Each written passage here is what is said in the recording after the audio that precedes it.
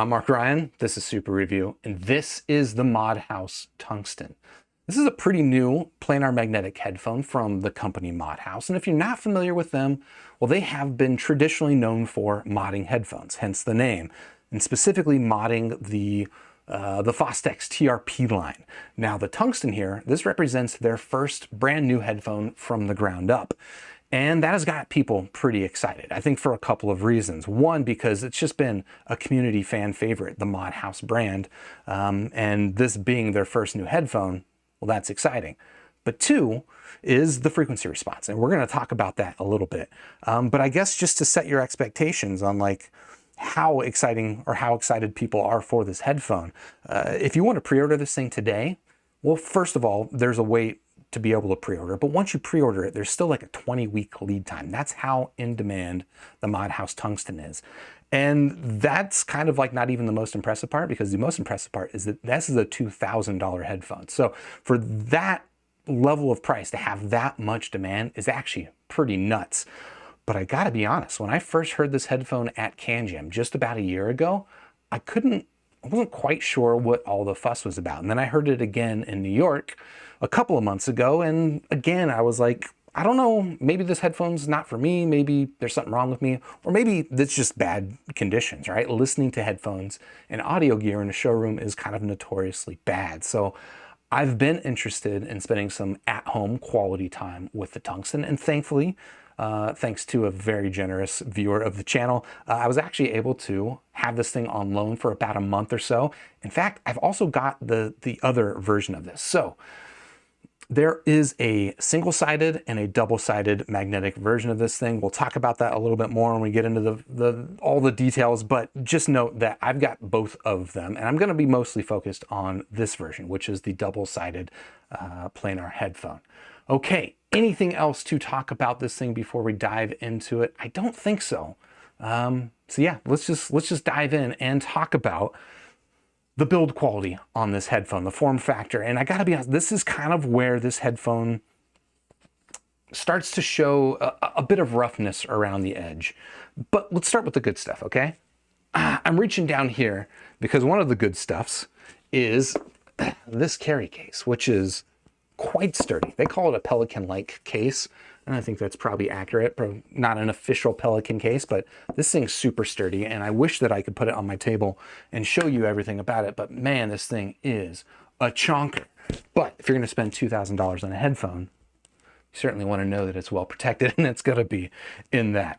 Apart from that, I didn't get the retail packaging for this, so I don't know for sure, but I'm guessing this is more or less what you get inside the package. So you get in a really nice cable, you get the headphone. Let's focus on the cable, all right?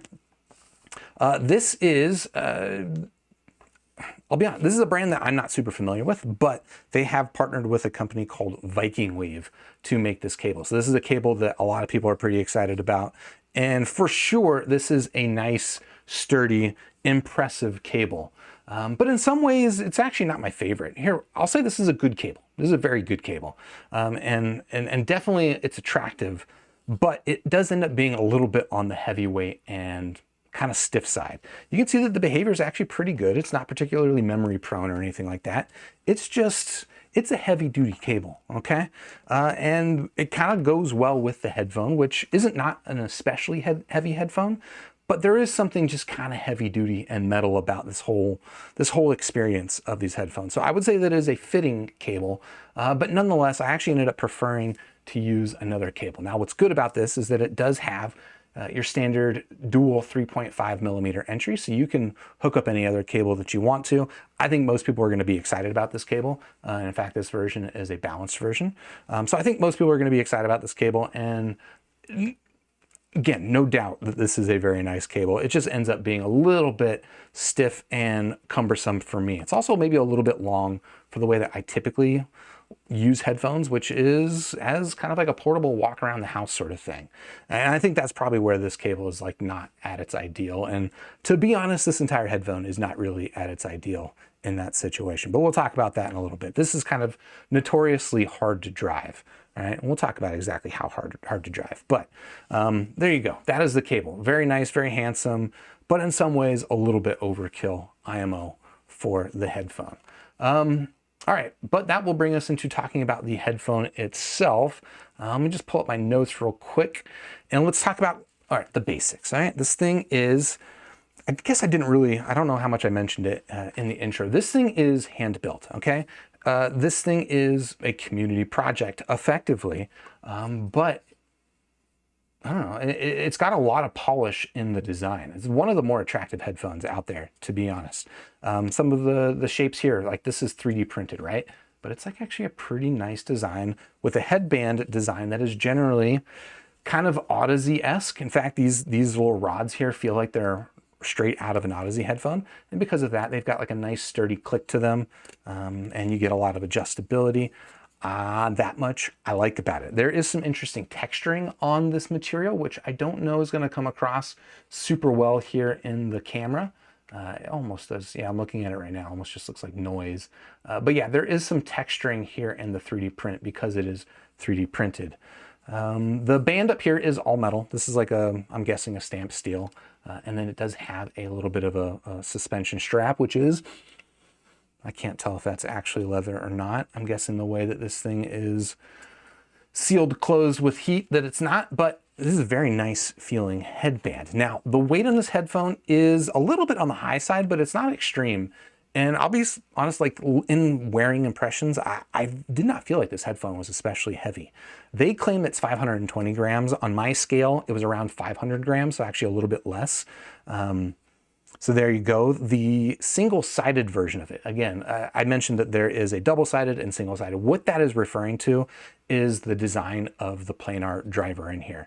And there are magnets that I've never built a headphone like this, but there's magnets on the side of a diaphragm that wiggle it and make the sound. And this one has magnets on both sides of that diaphragm. The other one has magnets on one side of it. You would expect with less magnets that the other one's going to be lighter. And that is true, but it's actually not that much lighter. The single-sided version on my scales measured about 25 grams lighter than this. So a little, I would say around 470 grams is what that one weighed versus this one weighs about 500 grams on my scale. So again, that is, okay, to put that into context, something like the AirPods Max, if you're familiar with that, people complain about that being a pretty heavy headphone, 385 grams. So this is about 50% heavier than that. But when you're talking about the world of hi-fi headphones, the AirPods Max is not necessarily the best frame of reference versus like some Audeze headphones. This is probably about in line with some of Audeze's more modern headphones, and versus some of Audeze's older headphones that are notoriously heavy. Those are like 700, at least 700 grams, maybe even pushing more. So yeah, 500 grams is not super light, but I did mention on my head, it actually feels a little bit lighter than that. So I'll show you what it looks like on my head. Yeah, and to be honest, like it just doesn't feel especially heavy. It feels pretty comfortable. And I think part of that is just the distribution of the weight on that headband. Now, as you can see, we've got pretty big ear cups. This is a very large planar driver in there. And as you might imagine, there's a lot of room in there for the ears. So you can position this headphone. Look, my ear is still inside this thing. Position it how you want, how you like to listen. Here, take a look at the inside of this guy. These are actually ZMF headphone ear pads. That's the word. These are actually official ZMF pads. So if for whatever reason you want to swap these things out, replace them, you can get them from ZMF all day. And also if you're familiar with ZMF's pads, these are really, really nice pads, like nice actual leather perforated here on the double-sided. The single-sided version of this headphone has a slightly different pad that does change the sound. And I did actually measure this headphone with both pads on both headphones, so you can kind of get a sense for what differences they make. But I would say the difference is like not night and day between the pads. But it is significant, all right? Anyway, where was I going with all that? Yeah, just to say the comfort generally is pretty good here on this headphone. Now, I do still have some beefs with the build quality on this headphone. All right, I already mentioned that it's 3D printed, kind of hand built, and that could go either way. Like there's some 3D printed headphones out there that are actually pretty fantastic in build quality, and there's some 3D printed stuff out there that's not great. I would say that the quality on this guy feels a little bit rough around the edges, okay? And specifically, I mean like literally rough around the edges, right? So here where this outer panel meets with the cup. Again, this is all a 3D print. This is like actually rough to the touch, to the point that like handling it feels a little bit uncomfortable. You know, there's some sharp edges and stuff around here. This stuff doesn't bother me nearly as much as the roughness here. And there's also a little bit of roughness here in the way that this pad is, or sorry, the headband is cut. I don't know if you can hear this, but so this is like a felt pad that I've got here on my desk. And I'm just kind of using this to demonstrate, this is not my normal test, but just to kind of demonstrate the roughness. You can kind of hear as I slide it around that it's picking at the felt in here. Whereas if I take another headphone, this just kind of glides smoothly over it. You know, to some degree, maybe you expect that with a community project headphone. Calling this a community project does feel like it's underselling what they're doing with this headphone. This is a, you know, Mod House is at this point a legit company making headphones at scale, but nonetheless, there are some aspects of the build quality that do still feel a little bit on the DIY side, despite the fact that things like this headband design and stuff are actually pretty top-notch IMO. Okay, anything else worth talking about in the build? There is one thing that's actually worth calling out, and this is, I think, there's some different, I mentioned there's a dual-sided and a single-sided version of this, and there are some differences in the sound between those, which I'll talk about. But this other difference I'm about to tell you, I think is the #1 reason why I would just not consider the single-sided version of this, okay? When I put this headphone on my head with the single-sided version, it is super sensitive to pressure changes inside of the pad that, I don't know if they're like flexing the driver. I'm not sure exactly what's going on, but it will change the sound as I'm, you know, moving these things around my head, as I'm moving my head around, as I'm talking, as I'm chewing, literally just moving my jaw lightly, right? Not trying to intentionally do anything about the sound, just normally living, I guess. The sound on the single-sided version is just like kind of constantly shifting and changing because of pressure balance changes inside the pad. Again, I didn't have that issue here on the double-sided version. I didn't test to see if that was a factor of the pads or the headphone. It's actually a good question, but nonetheless, that is for me like kind of like a disqualifying reason to even consider the single-sided version. The dual-sided version I've got here is $500 more expensive. So this is $2,000. The single-sided one you can get for $1,500. But in my opinion, if I'm going to get this headphone, just spend the extra $500 to avoid that problem, because it was pretty, I'll be honest, it's pretty annoying for me. Maybe other people aren't super annoyed by that, but again, the double-sided version didn't have that problem. Okay, let's talk about the sound on this headphone. All right, and like I have been doing, we're gonna start by taking a look at the frequency response, which I've got graphed up on Squiglinks. If you wanna check this out for yourself, I've got it linked in the description down below, but this is the frequency response of the Mod House Tungsten, double-sided, as I've measured it on my rig. Here, if you wanna take a look at some of the other measurements, as I mentioned, I've measured it with the pads that come on the single-sided version, as well as I've got graphs of the single-sided version plus the single-sided version with the pads of the double-sided. I apologize if that's complicated, but let's just focus on this one, which is the stock sound that you're going to get with the headphone that you see here on the table. And if you're looking at this, this should pique your interest quite a bit, because it piques my interest quite a bit. In fact, to really illustrate how much this piques my interest, I'm going to pull up this measurement of an HEDDphone as my target, as my baseline, because the HEDDphone is, for all intents and purposes, like my perfect headphone. People complain that it doesn't have very good bass extension, and that's true. It absolutely doesn't. You can see that bass roll off here in the dotted line. That is my measurement of the HEDDphone.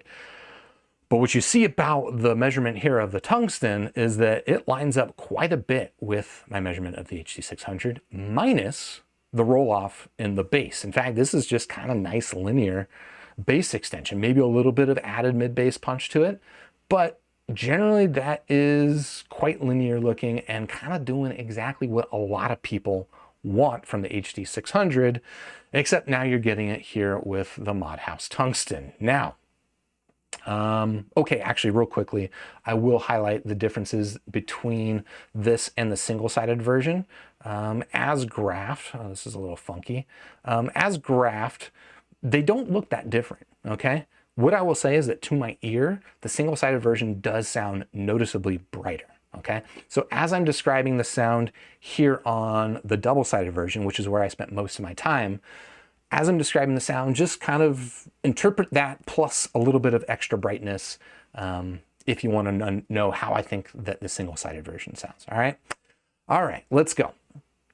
So the one thing that is interesting about listening to this thing, and I'm talking purely about the double-sided version.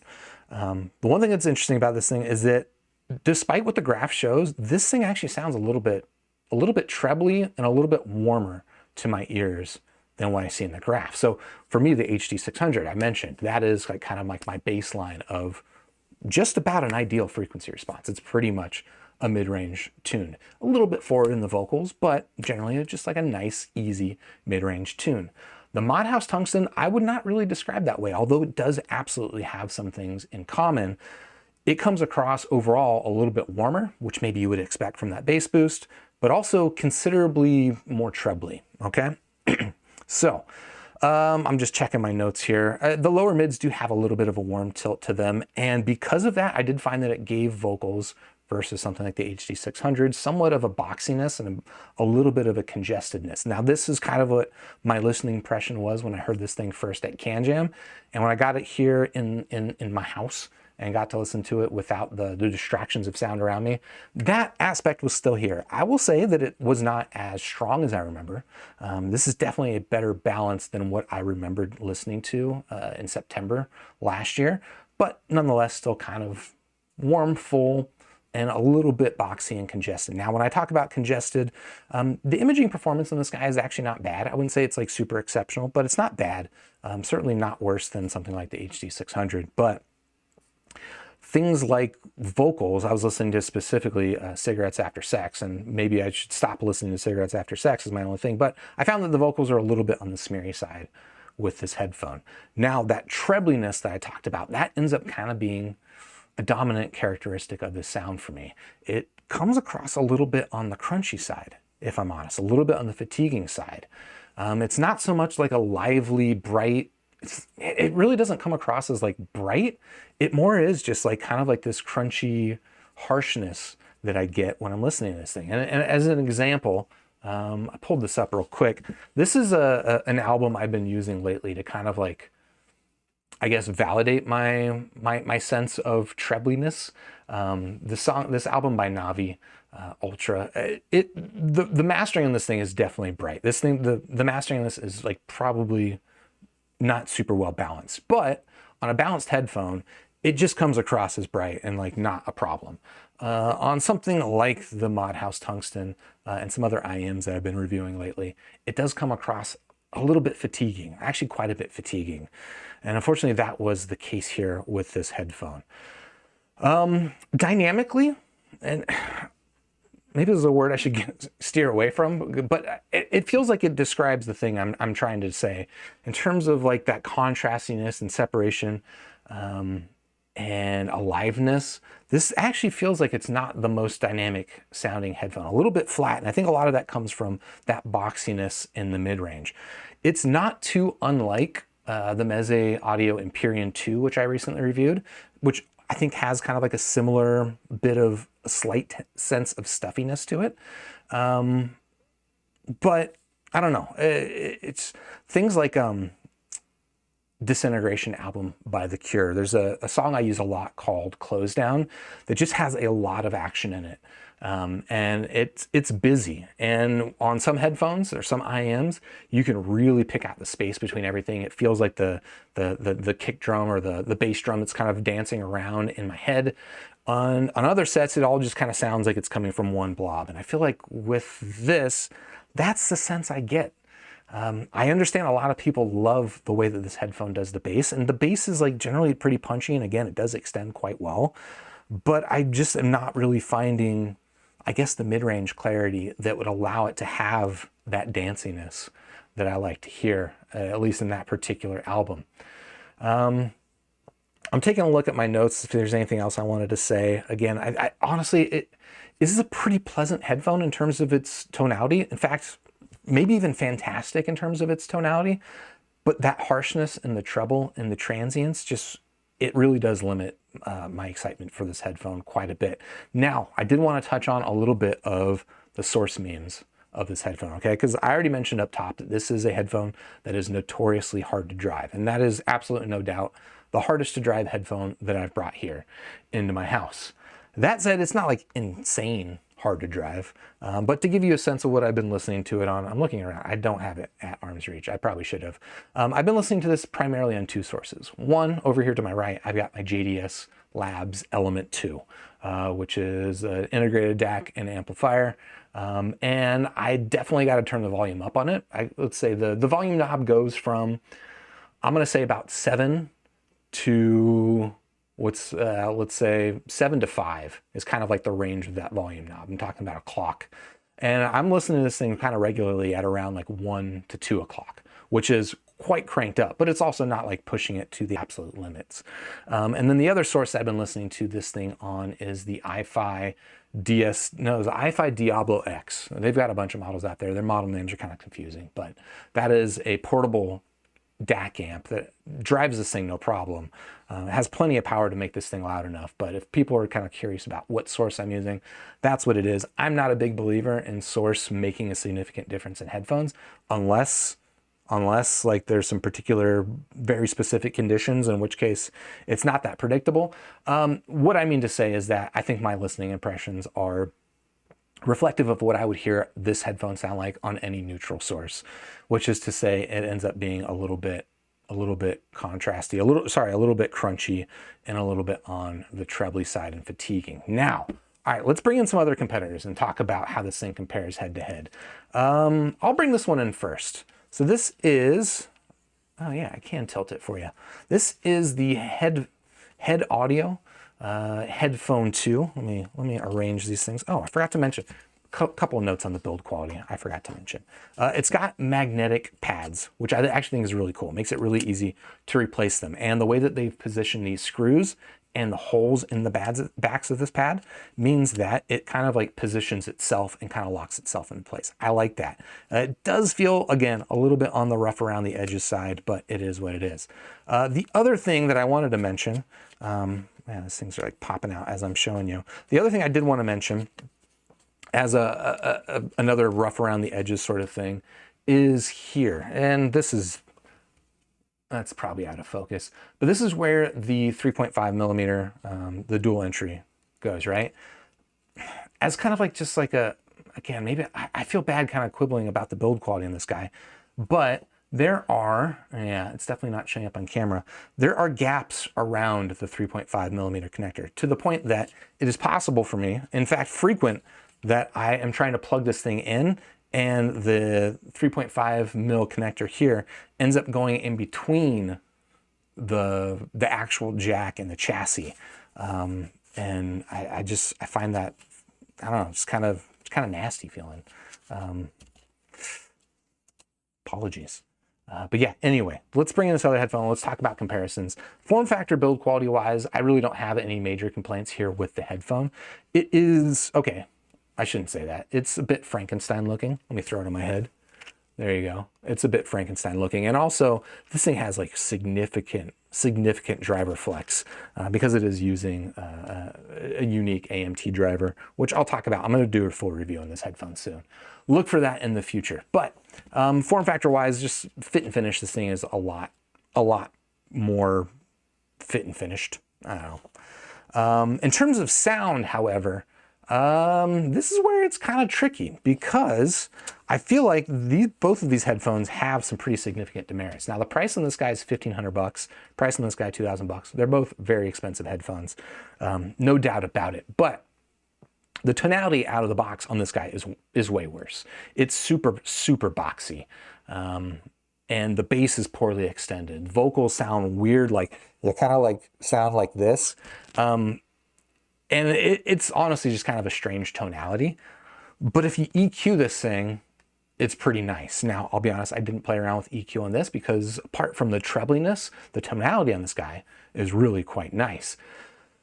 Where this one does end up being a little bit nicer is that the treble is not a problem with this guy. You still get a nice, fast, clear transients. In fact, I think that the transients are just a lot sharper and more defined here on the head. And because of that, like with EQ, like this is just a headphone that kind of begs for EQ. And it becomes, I think, a really satisfying headphone once you EQ it. This headphone, again, I didn't give it the benefit of EQ. So maybe that's my fault. Maybe I could fix it. But generally, I find that crunchiness and trebliness just ends up being a little bit harder to correct with EQ versus just your basic tonal balance changes, which is what I correct with this guy. Now, if you're not interested in correcting anything with EQ, well, that's where our other headphone comes into play. So this is the Audeze MM-500. And if you know anything about me, you know I love this headphone.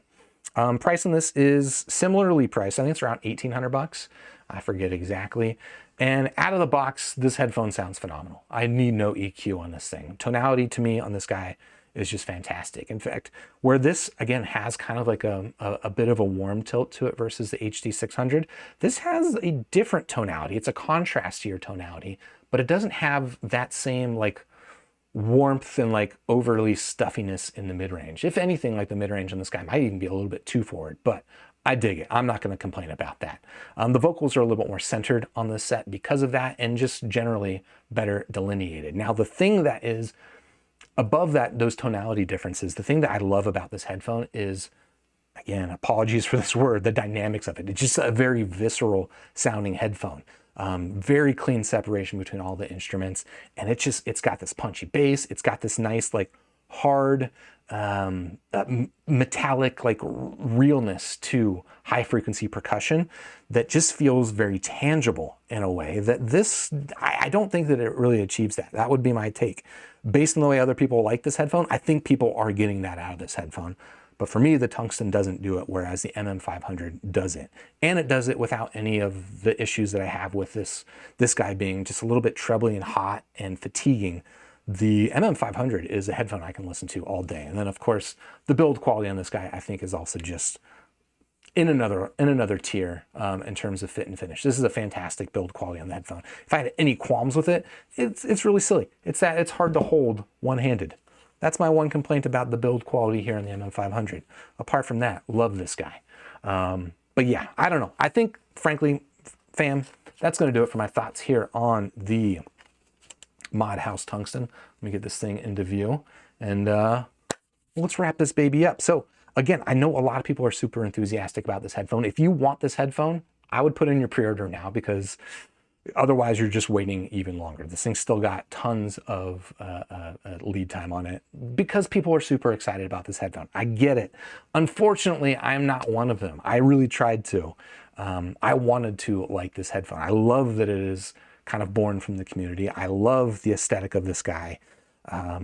And I love that it's effectively an HD600 with bass extension. But unfortunately, I just found that the technical performance on it is so-so. The bass is nice, but it does come across a little bit boxy. And the treble is just kind of, unfortunately, I guess a little bit of a deal breaker for me. I don't know.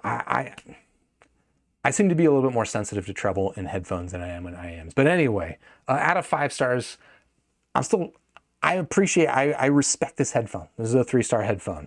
If you want to check it out, I've got it linked in the description down below. And while you're down there, if you haven't already, please do hit the like button, subscribe to the channel, ding the YouTube bell, and I guess leave a comment. Please don't be a hater on me. I'm not trying to hate, but I know this headphone has a lot of people super excited about it, and I apologize that I'm not one of them.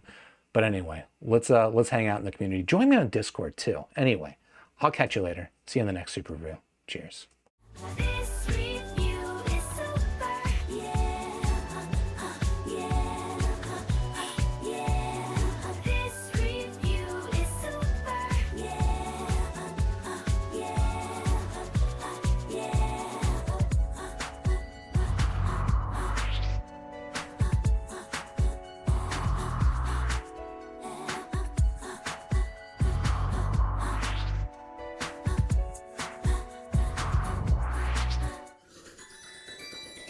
Joined with the force of reviews, we now have the tools to brave the misleading world of audio fools. Hey, this review is super, and so are you. Grab your headphones, sniff a graph, and share your thoughts in this pursuit. Let's get into the future.